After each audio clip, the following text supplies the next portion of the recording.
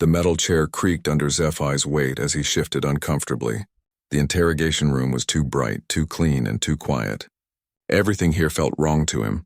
3 months ago, he had been a proud warrior of the Ketharan Empire. Now he sat as a prisoner, missing his left arm and right leg, staring at the smooth walls that reflected the harsh white light. Across the table sat Veltar, a thin alien with pale blue skin and large black eyes. She belonged to the Council of Species, the group that supposedly kept peace in the galaxy. Her voice was soft when she spoke, but Zephai could hear the fear underneath it. "We need to understand what happened on Earth," Veltar said, her fingers dancing across a glowing tablet. "The Ketharan Empire has won every war for 10,000 years. You have never lost a single battle. Then you met humans and everything changed." Zephai said nothing. He stared at the wall behind her, his remaining hand clenched into a fist. His breathing was shallow and quick, like an animal that had been hunted. "The reports make no sense," Veltar continued. "Your empire sent 50 million warriors to conquer one small planet. The humans had primitive weapons. No energy shields. No plasma cannons. Just metal bullets and chemical explosives. You should have won in hours."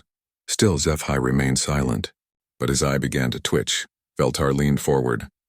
"Instead, your entire fleet retreated. Half your warriors were dead or missing. The other half," she paused, looking at her notes, "the other half were found in medical bays, suffering from what your doctors called extreme psychological trauma. Warriors who had fought dragons and space monsters were found crying in corners, refusing to speak." Zephai's breathing became faster. His claws scratched against the metal table, leaving small marks. "What did the humans do to you?" Veltar asked quietly. For the first time in 3 months, Zephai spoke. His voice was rough and broken. "You want to know about humans?" He looked directly at her, and she saw something terrible in his eyes. "They don't just fight wars. They become war itself." Veltar felt a chill run down her spine. "What do you mean?" Zephai laughed, but there was no humor in it. "Your council thinks war is about winning and losing, about taking territory or resources. You think there are rules? You think there is honor?" He shook his head. "Humans taught us that war is not a game. It is not a contest. War is what they are." "I need details," Veltar said, trying to keep her voice steady. "Tell me what happened when you first landed on Earth." Zephai closed his eyes. When he opened them again, he was somewhere else, somewhere far away. "We expected them to surrender when they saw our ships. Every species does. We are the Ketharan. We have conquered 1,000 worlds. But when our ships filled their sky, the humans did something strange." "What did they do?" "They cheered." Veltar blinked. "They cheered? At an invasion fleet?" "Millions of them came out of their cities to watch. They pointed at our ships and smiled. Some were taking pictures. Others were jumping up and down with excitement." Zephai's voice became quiet. "We thought they were too primitive to understand what was happening. We thought they were welcoming us. But they weren't. No." Zephai's remaining hand began to shake. "They were excited because finally, after waiting their whole lives, someone had come to give them a real war." Veltar wrote notes frantically. "Go on." "We sent down our first landing force. 10,000 warriors, the best we had. They landed near one of the human cities. The humans were waiting for them." Zephai paused. "But they weren't waiting like soldiers. They weren't in formation or wearing uniforms. They were just people. Old ones, young ones, males and females, just standing there." "What happened next?" "Our commander spoke to them through a translator. He told them to surrender or face destruction." "Do you know what the humans did?" Zephai looked at Veltar with haunted eyes. They laughed. Not one or two of them. All of them. Thousands of humans just started laughing. Veltar felt sick. Why were they laughing? Because they thought it was funny that we believed we could destroy them. Zephai's voice became a whisper. One of them, an old female with white hair, walked up to our commander. She was tiny, barely reached his chest. She looked up at him and said, "Son, we've been practicing for this day for 10,000 years. Every war we've ever fought was just training for when someone like you showed up. That's impossible. Humans have only had space travel for a few decades." "She wasn't talking about space travel," Zephai said. "She was talking about war. Human wars. Against each other. For their entire history, they have been fighting and killing each other over everything. Land, resources, ideas, religions, the color of their skin. They have turned warfare into an art form. Veltar stopped writing. You're saying they were prepared for you? Prepared? HFY laughed that terrible laugh again. They had been dreaming about us. In their entertainment, their books, their games, their movies. For centuries, they had been imagining what it would be like to fight aliens. They had thought of every possible scenario, every possible weapon we might use, every possible tactic, but you're more advanced than them. Advanced weapons, yes, but they didn't need advanced weapons. HFY's voice grew stronger, more urgent. Do you know what the old female did next? She smiled at our commander and said, "Thank you for coming. We were getting bored fighting each other." Then she pressed a button on a small device. What happened? The ground exploded. Veltar's writing tablet slipped from her hands. What? The entire landing zone erupted in fire and metal. They had planted explosives under their own city, under their own homes. They were willing to destroy everything they had built just to kill us. HFY's eye began twitching again. But that wasn't the worst part. What was the worst part? The humans who weren't killed by the explosion came running toward us. Not away from us, toward us. They were on fire, bleeding, dying, and they were running at us with weapons in their hands and joy on their faces. Veltar felt like she was going to be sick. Joy? They were happy to die if it meant they could take some of us with them. Happy, excited, like children playing their favorite game. HFY looked at his missing arm. I watched a human child, maybe 12 years old, lose both legs in the explosion. Instead of crying, he crawled toward one of my warriors with a grenade in his hand. Did he? He killed 3 of us before he died, and he was smiling the whole time. Veltar stood up quickly and walked to the corner of the room. She was shaking.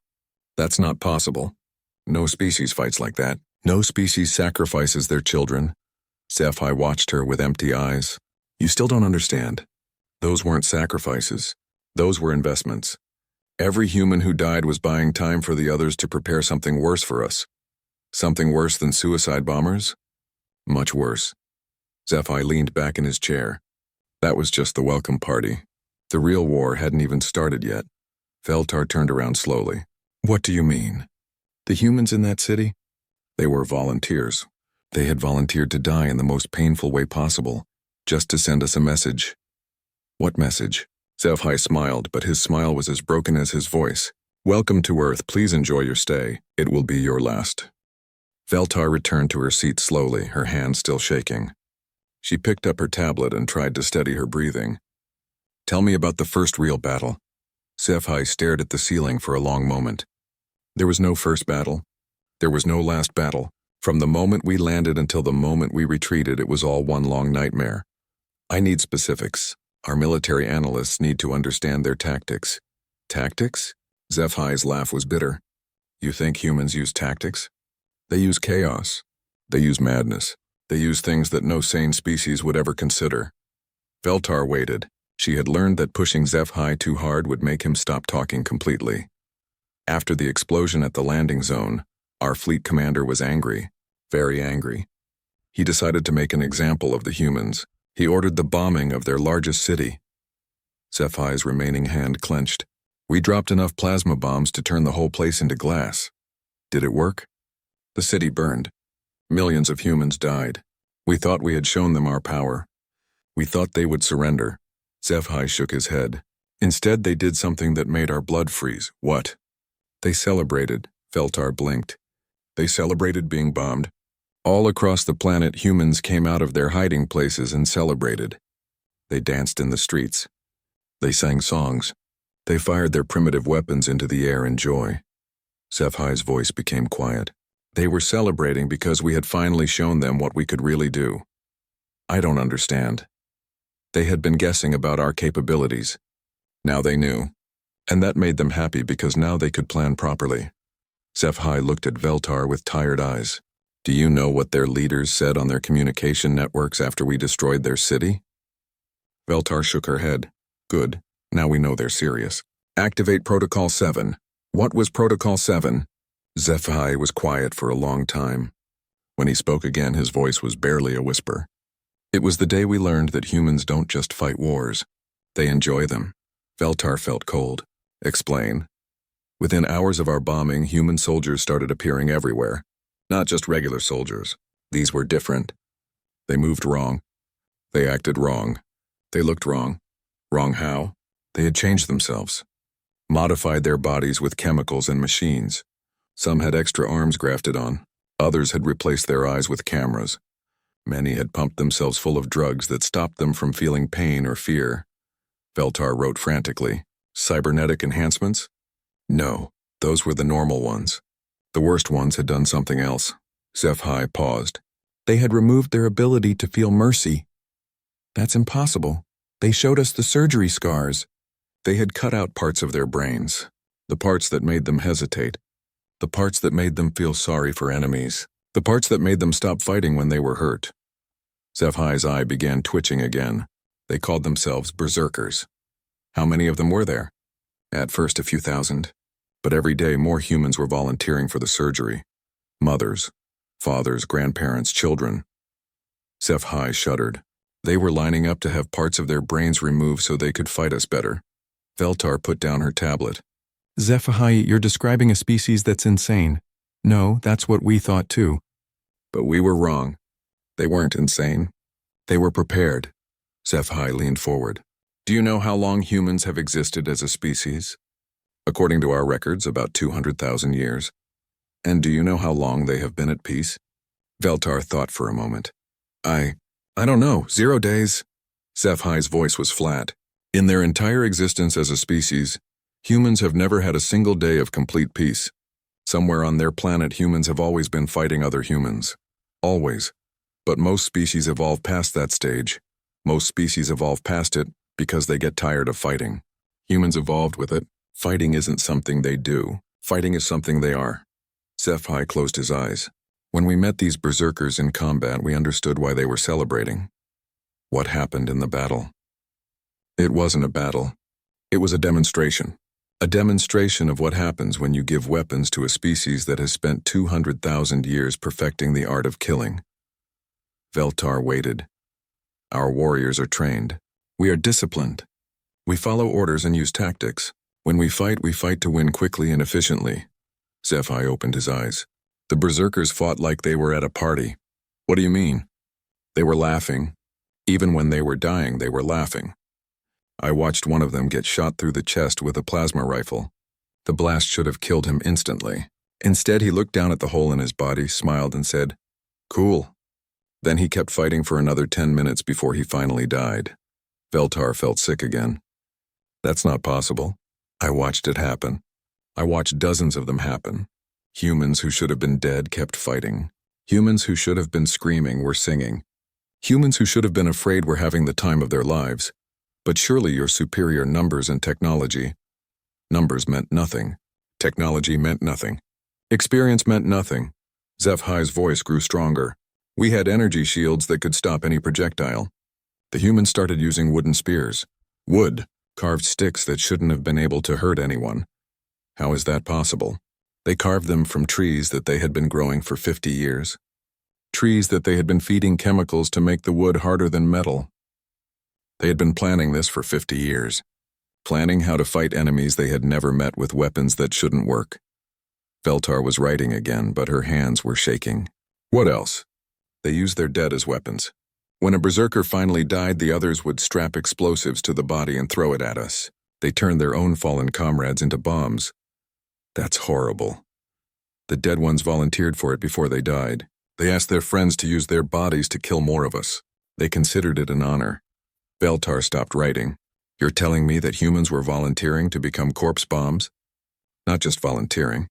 Fighting for the privilege. I heard them arguing about who got to be the next one. They were disappointed when they lived through a battle because it meant they didn't get to explode. HFY stood up and walked to the window. Outside, peaceful ships floated in space, carrying diplomats and traders between worlds. Our first major engagement lasted 6 hours. When it was over, we had lost 2,000 warriors. The humans had lost 8,000.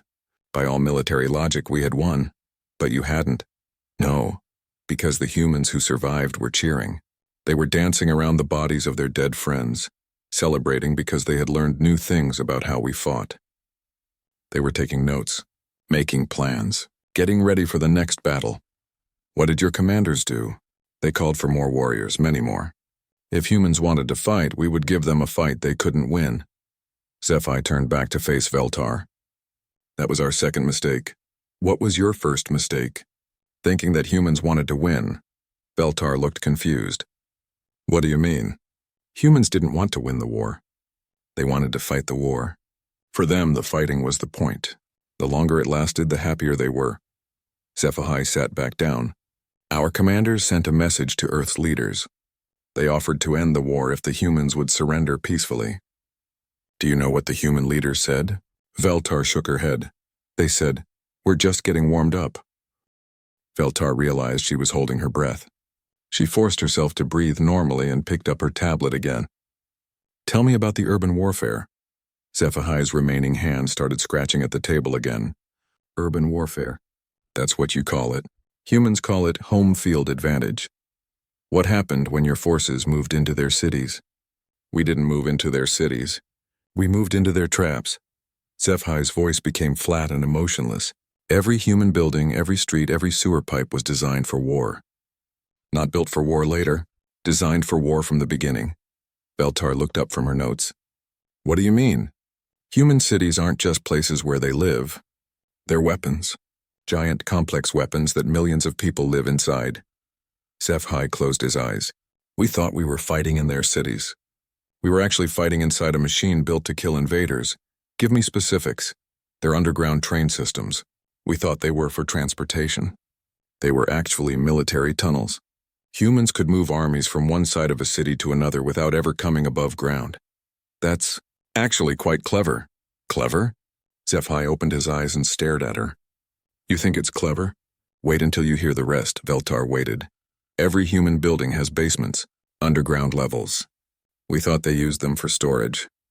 They were weapon caches, food supplies, medical centers, command posts. Zephi's breathing became faster, but that's not the worst part. What's the worst part? The worst part is that human children knew how to use everything. Veltar dropped her tablet. Children? 8-year-old humans who could field strip a military rifle in 30 seconds. 10-year-old humans who knew how to make explosives from household chemicals.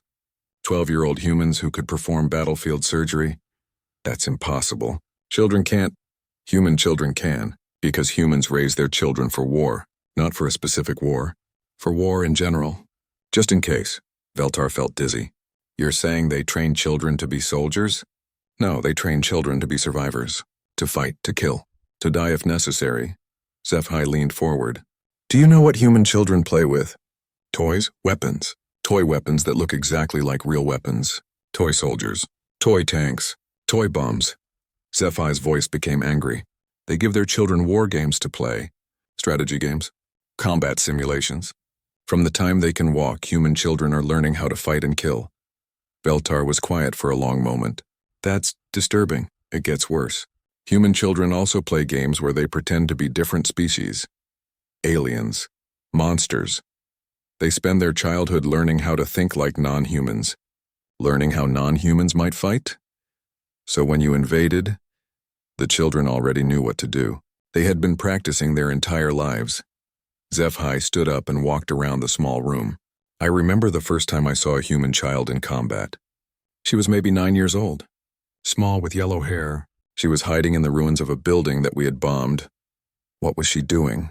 Watching us. Taking notes. She had a small tablet and she was recording everything we did. How we moved. How we communicated. What weapons we used. She was a spy. She was a student learning. So she could teach other humans how to fight us better. Zephi sat back down. When we tried to capture her, she triggered an explosive device. Veltar felt sick. Did she die? Yes, but not before she transmitted all her information to the human military. Zephi's voice became quiet. Her last words were, "Tell Mom I got good footage." Her mother was probably proud of her. In human society, dying while fighting invaders is considered an honor, especially for children. Veltar put her face in her hands. This is insane. You keep saying that. But it's not insane. It's efficient. Zephi watched her struggle with the information. Humans don't waste anything. Not even their deaths. What do you mean? Every human who died fighting us made the other humans stronger. They learned from each death. They studied what went wrong. They figured out how to do it better next time. How could they learn from deaths? Every human soldier carries recording devices, cameras, audio recorders. When they die, other humans recover the devices and watch how they died.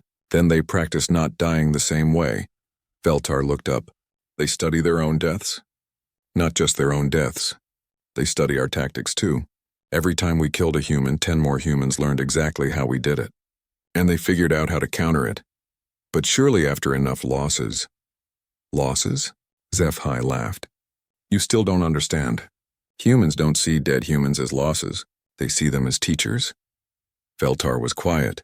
I watched human soldiers fight over the body of a dead comrade. Not to bury him. To study him. They wanted to see exactly where our weapons had hit him. How he had died. What he had learned in his last moments. That's horrible. The dead soldier had written a note before he died. Instructions for the soldiers who would find his body. Tips on how to fight us better. He used his own blood as ink. Veltar stood up and walked to the corner again. I need a break. No breaks, HFY said firmly. You wanted to know about human battlefields. We're not done yet. I can't handle much more of this, neither could we. That's why we retreated. HFY's voice became gentle, almost kind. But you need to understand something else about human cities. Veltar turned around slowly. What? They're not just designed for defense. They're designed for torture. Torture? Psychological torture. Every human building is designed to make invaders feel trapped, confused, and afraid. The hallways are too narrow. The ceilings are too low. The rooms connect in ways that don't make sense. To confuse enemies? To drive enemies insane? Humans know that most species have claustrophobia, fear of small spaces, fear of being underground, fear of being lost. HFY's eye began twitching again. So they built their cities to trigger every possible fear. But they live in those cities too. Humans don't have those fears. They're comfortable in small, dark, confusing spaces. They like being underground. They like mazes. HFY shuddered. They built cities that feel like home to them and like nightmares to everyone else. How effective was this psychological warfare?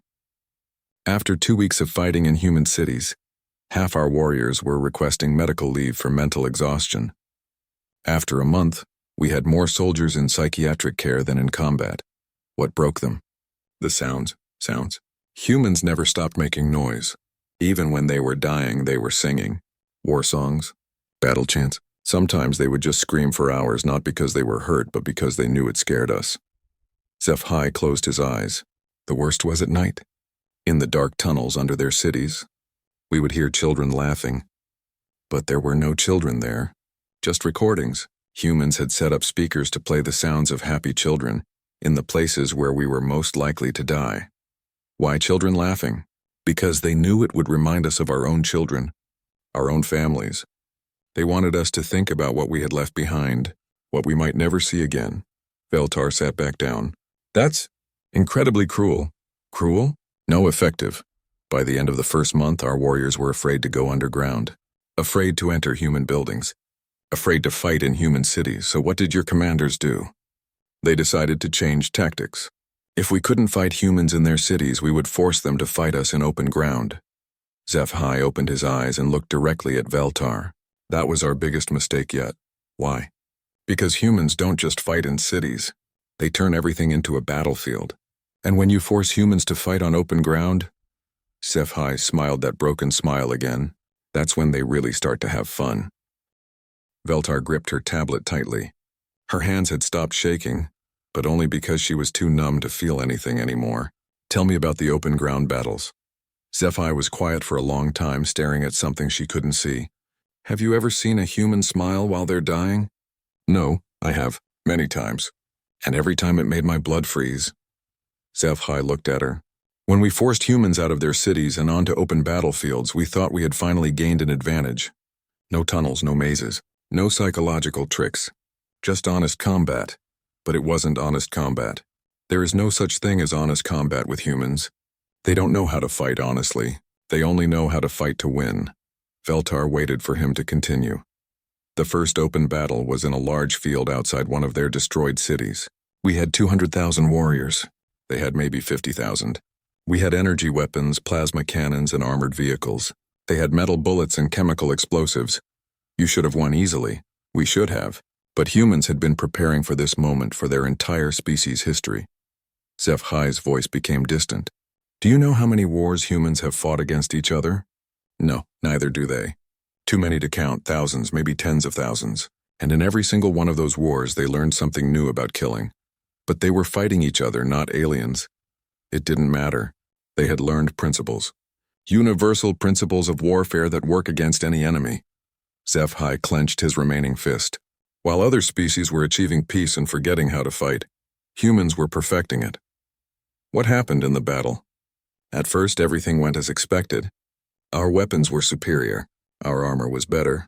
We began pushing them back across the field. Zeph-Hi paused.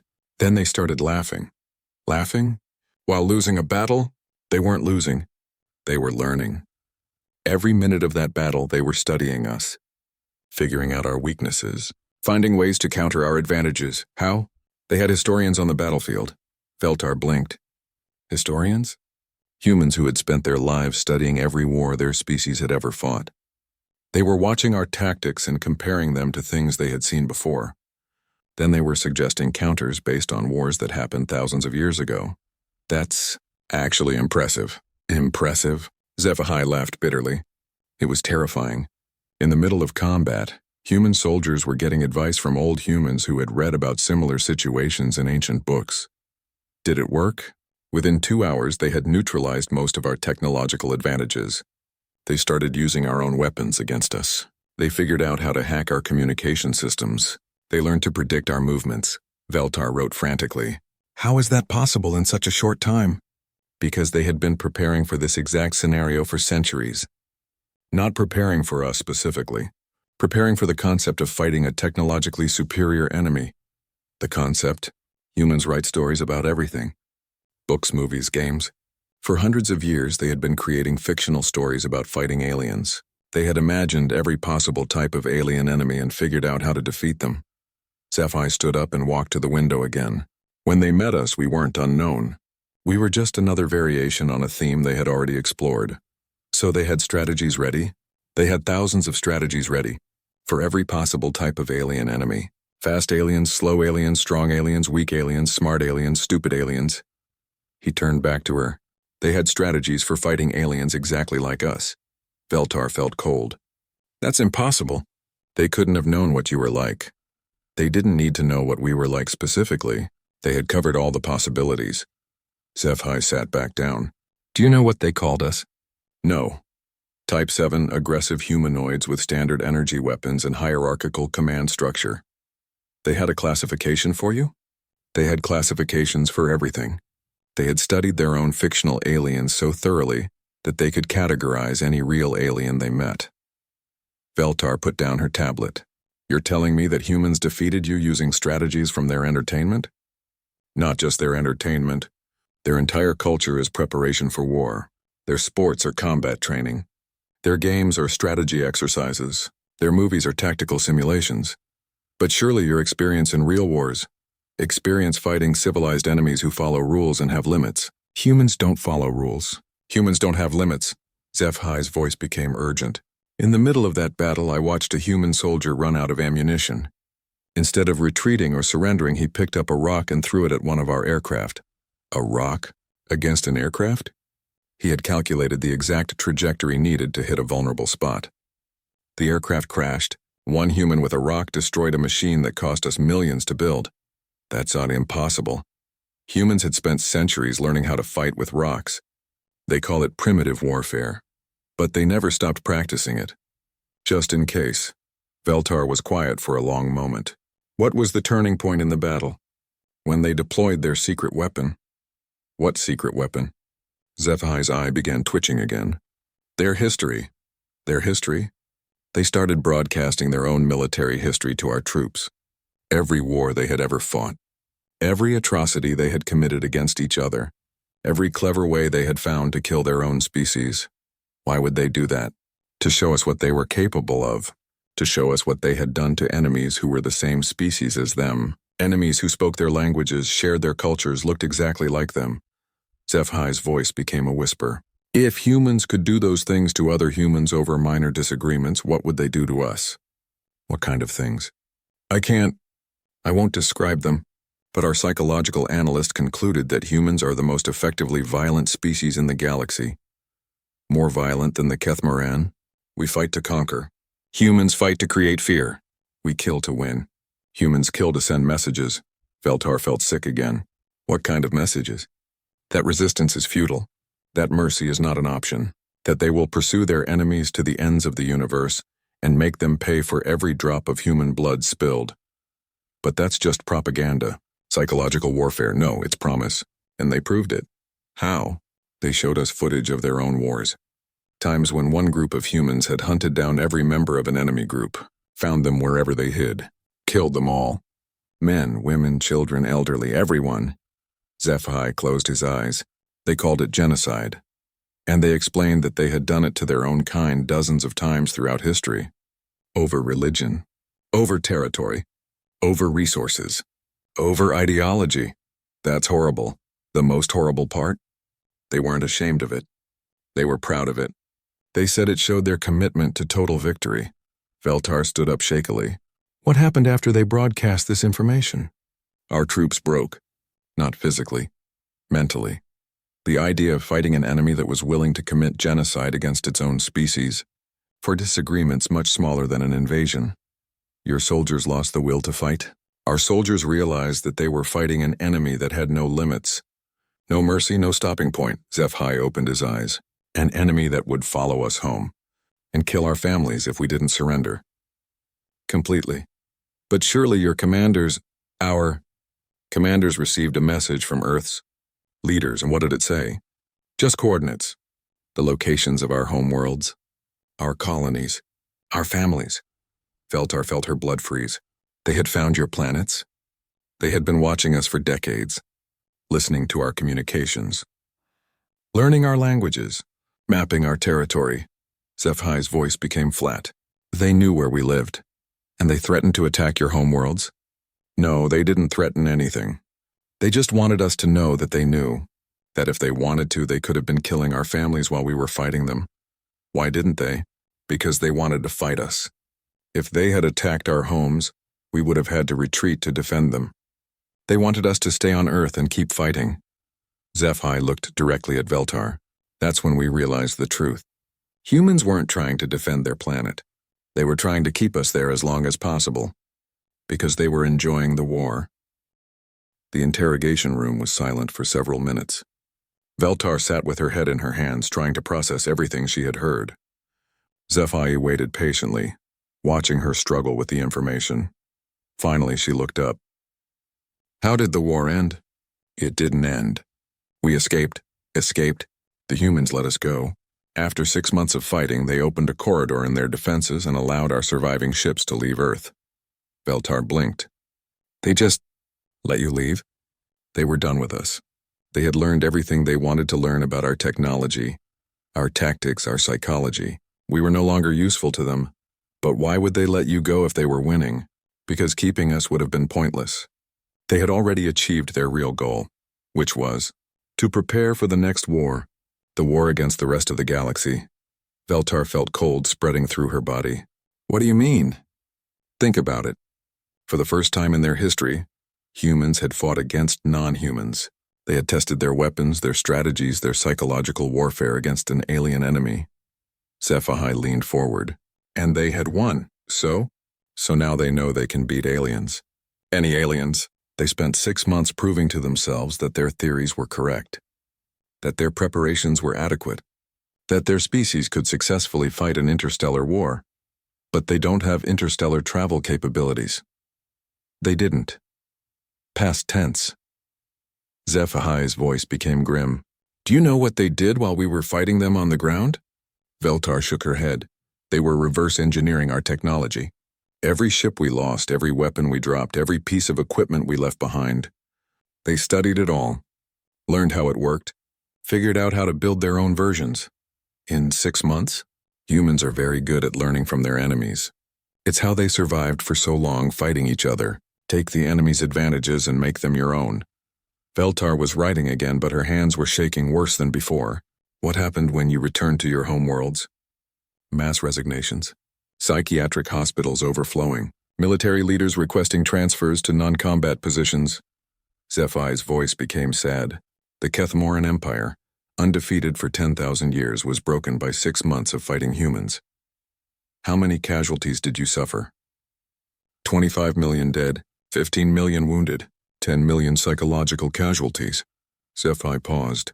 Out of 50 million warriors. Veltar stopped writing. 80% casualties. And that was with the humans holding back. Holding back? They never used their most powerful weapons. They never attacked our supply lines. They never tried to capture our ships intact. They never targeted our commanders specifically. SciFi's eye began twitching again. They were being gentle with us. Gentle? It was a training exercise for them. They were practicing, learning, experimenting. If they had wanted to destroy us completely, they could have done it in the first week. Veltar put down her tablet. How do you know they were holding back? Because they told us. In the message they sent with our retreating fleet. What message? A video recording. A human leader explaining that they had enjoyed the practice session and thanking us for helping them prepare for real interstellar warfare. Real warfare? Against enemies who might actually pose a threat to them. They said fighting us had been educational but easy, like adults playing games with children. Veltar stood up and walked to the far corner of the room. This is a nightmare. The nightmare is just beginning. SciFi's voice was calm now, resigned. 6 months after our retreat, human ships started appearing throughout the galaxy. What? Not invading, just watching. Human scout ships in every major star system. Human observers at every trade route. Human spies in every major city. How is that possible? They didn't have interstellar technology. They do now. They built it using what they learned from us. But they made it better, faster, quieter, more advanced than anything we had. Veltar turned around slowly. How much better? Our best ships can travel between star systems in weeks. Human ships can do it in days. Our best sensors can detect objects within a few light years. Human sensors can monitor entire sectors from hundreds of light years away. But that's impossible. They're a primitive species. We're a primitive species. Past tense. SciFi smiled that broken smile. Humans learn very quickly when they're motivated. And now they're very motivated. Motivated to do what? To prepare for the next phase of their expansion. Veltar sat back down heavily. Expansion? Humans don't just fight wars to defend themselves. They fight wars to grow stronger. Every conflict teaches them something new, makes them more capable, more dangerous. So what are they doing now? Learning about the rest of the galaxy. Studying every species, every government, every military, every weakness. How do you know this? Because they told us. In their final message, SciFi reached into his pocket and pulled out a small device. They gave this to our fleet commander before we left Earth. They said to deliver it to the Galactic Council. Veltar stared at the device. What is it? A message for you, for all the council members, from the humans. What does it say? That they're grateful for the training we provided, that they're looking forward to meeting the other species of the galaxy, and that they hope everyone will be more interesting to fight than we were. Veltar felt like she was going to faint. They're threatening the entire galaxy? They're not threatening anyone. They're making promises. What promises? That they will visit every world, meet every species, learn about every civilization. SciFi's voice became quiet, and if any species tries to threaten them or their interests, they will respond appropriately. Appropriately how? The same way they responded to us, but without holding back. Suddenly alarms began blaring throughout the ship. Red lights flashed and urgent announcements echoed through the corridors. Veltar jumped up and activated her communication device. Control, this is Interrogator Veltar. What's the situation? The response came immediately, filled with panic. Unknown ships have appeared throughout the system. Hundreds of them. They're not responding to communications, but they're not attacking either. They're just watching us. Veltar looked at SciFi with horror. Human ships? He nodded calmly. They've been listening to our conversation. They wanted to make sure their message was delivered correctly. How long have they been here? Probably since the moment you started questioning me. Humans are very thorough. Veltar activated her device again. Control, scan those ships. What are their capabilities? We can't scan them. Our sensors can't penetrate their hulls. But preliminary observations suggest they're more advanced than anything in our databases. SciFi stood up slowly. You should probably activate that message device now. Why? Because the humans are waiting for your response. With trembling hands, Veltar activated the device. A holographic image appeared above it, showing a human female with kind eyes and a gentle smile. "Greetings, members of the Galactic Council," the human said in perfect galactic standard. "My name is Admiral Sarah, Chen of the United Earth Defense Force. We hope our representative HFY has explained our situation clearly." Veltar stared at the image in shock. "We want to assure you that we come in peace. We have no interest in conquering your worlds or harming your people. We simply want to be left alone to develop and grow as a species." The human's smile became slightly less gentle. "However, we also want to make it clear that we are prepared to defend ourselves against any threats. We have learned much from our encounter with the Ketharan Empire, and we are grateful for the educational experience they provided." Veltar felt her legs give out, and she collapsed back into her chair. "We know that some species may see us as a threat because of our military capabilities. We understand this concern. We also hope that wiser minds will recognize that humans make much better allies than enemies." The image paused, and the human smile disappeared completely. "We are not asking for your permission to exist. We are informing you of our presence. We hope that all future interactions between our species and yours will be peaceful and mutually beneficial." The smile returned, but now it looked terrifying. "We look forward to meeting you all in person soon." The message ended, and the device went dark. Veltar sat in stunned silence. After several minutes, she looked at HFY.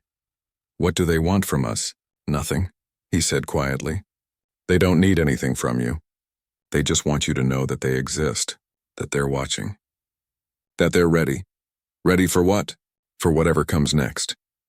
Outside the window, human ships hung in space like silent predators waiting and watching. Veltar realized that the galaxy had just changed forever, and the humans were just getting started.